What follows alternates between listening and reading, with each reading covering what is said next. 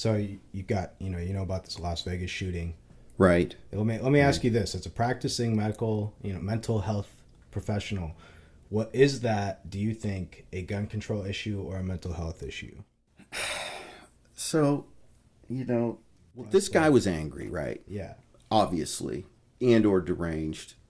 I don't know. I actually have not read very much about this on purpose, and I can elaborate on why. But I try to stay out of some of that stuff to protect my own psyche so that when I come to work and deal with intense emotional pain on an individual basis, that I have sort of a cleansed palate, if you will. I try to stay just aware enough.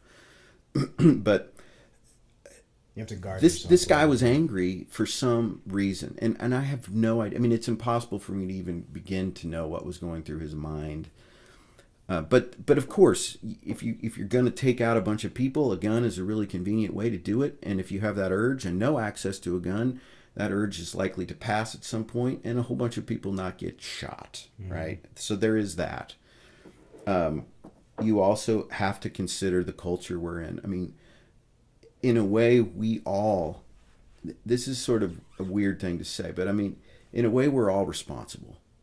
Because we have made collectively the society that allows this to crop up.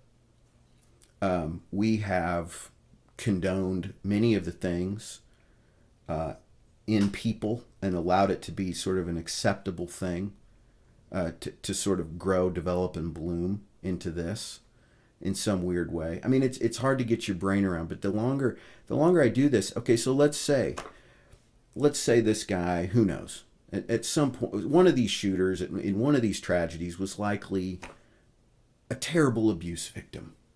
And so try to imagine this person as a single digit child getting the hell beat out of them by a leather strap or fondled. Imagine that as that person's a child. And then, well, why was that caregiver doing that to them? Well, now imagine that caregiver in the same version of that situation. And eventually you're clear on back to the Garden of Eden, and you've pointed the finger through multiple generations, and it's complicated. It's complicated. That's the way I see it. Sounds like it. I don't know. I mean, I don't know what to do about it. The only thing to really do about it is there is no law that corrects the depth of broken pieces within the human soul. There never will be. There are certainly things that perhaps shift the statistics one direction or another, and of course we as a society ought to look at that. But the thing in that guy that ran amok that day and resulted in that degree of tragedy, I believe, lives in all of us. And we don't really know what we're capable of until we're put in certain situations, and until we're taken to the limit in certain ways, till you've lost everything, till you've had a spouse cheat on you and take all your money and take your children, and you now used to have an intact family, and now you haven't seen your children in 3 years. Well, what you're saying is evil's in all of us, right? I think, and again with the word evil, what is that? There's something in us all that has the capacity to go absolutely haywire. Okay, so now let me ask you, what's the benefit of acknowledging that? Well, first of all, compassion. I mean, is it empathy? Is that the biggest thing? Yeah, empathy and compassion for all involved, everyone.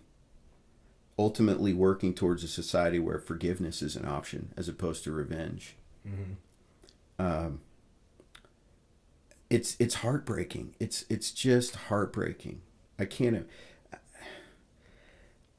If you genuinely want to be a person that is characterized by love and grace, if you want to be intellectually honest about it, you got to figure out a way to direct that towards everybody, even the shooters and the criminals of this world. In some way, you've got to find it in you to see their humanity and embrace them as they are. not accept the act as something that is inevitable necessarily, or that we should condone, but we have to, if we really want a peaceful, loving society, we have to be willing to direct that at all people.